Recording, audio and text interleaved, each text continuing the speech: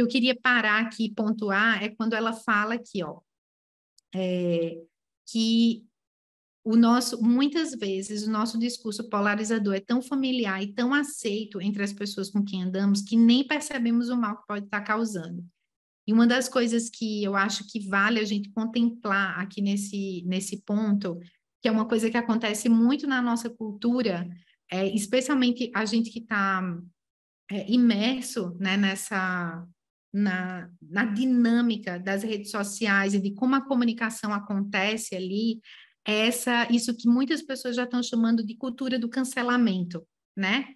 Então, há essa noção de que a gente está num lugar de julgamento, de punição, né? As nossas palavras estão ali para punir qualquer ato minimamente equivocado que o outro faça. Isso é feito com muita pressa, está sendo olhado pelas próprias, muitas vezes pelas próprias pessoas que estão, né, na construção de movimentos de transformação da nossa sociedade como extremamente nocivo. E tem um livro que eu tenho contemplado, uma autora, na verdade, que eu tenho contemplado há um tempo. Ela é essa ativista norte-americana, ela é doula também, e ela é fã de Star Trek. A Star Trek apareceu aqui 2 vezes nesse encontro.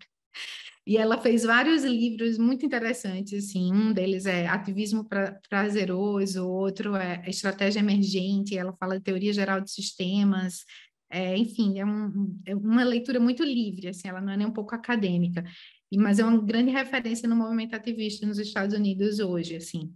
E ela tem esse livro que chama Nós Não Iremos Nos Cancelar, e outros sonhos sobre justiça transformativa, né? Como ela chama, não sei se essa expressão existe aqui no Brasil desse modo. Mas é muito elucidativo o jeito que ela coloca, assim, ela fala dessa cultura que é a manifestação da polarização dentro dos próprios movimentos de transformação. Uma pessoa faz alguma coisa que não está perfeita ali dentro daquele cenário e tem um monte de gente para jogar um monte de pedra nela. Então, essa ideia de difamar, de julgar e depois perguntar para a pessoa qual é o lado dela, como é que ela justifica aquilo que ela fez, né? Então, ela faz esse livro inteiro é uma crítica a esse ponto.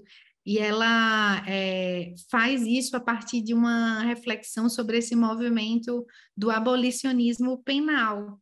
Então, muitas pessoas com quem ela convive, ela mesma se identifica como alguém que defende, né, o abolicionismo penal, a ideia de que o sistema que a gente usa atualmente para julgar pessoas que cometem crimes, né, enfim, causam danos a outras, verdadeiros, a forma como isso está acontecendo na nossa sociedade não é benéfica, não traz benefício, né?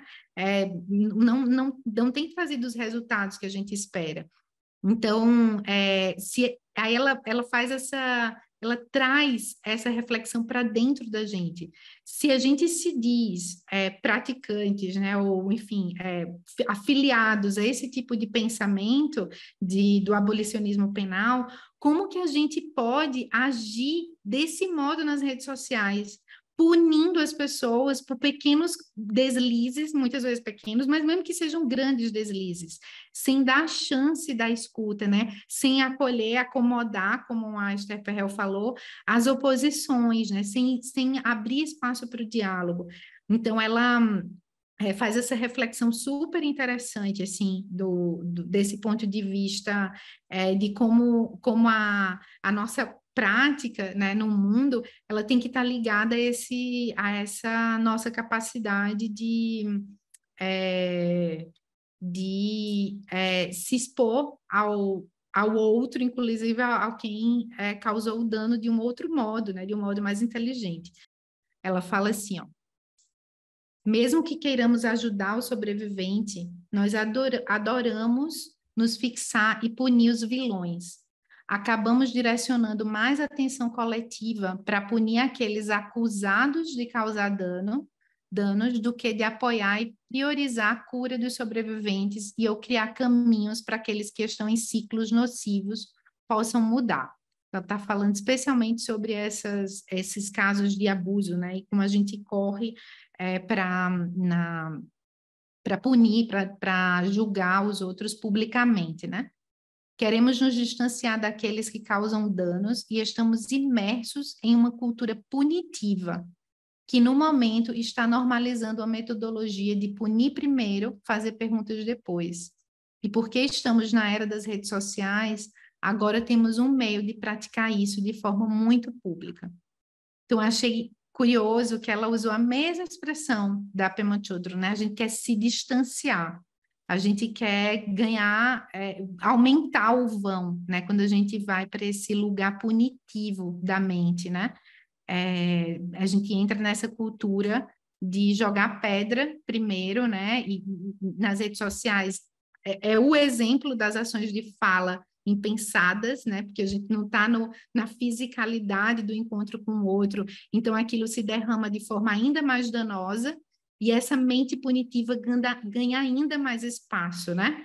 Não é a mente que não reconhece o dano, é a mente que acha que o dano tem que ser punido daquele jeito como é feito nos presídios, com nenhum tipo de espaço para que a complexidade do outro apareça e para que a capacidade do outro reconhecer o erro e andar numa direção de restauro mesmo, né, das relações possa acontecer.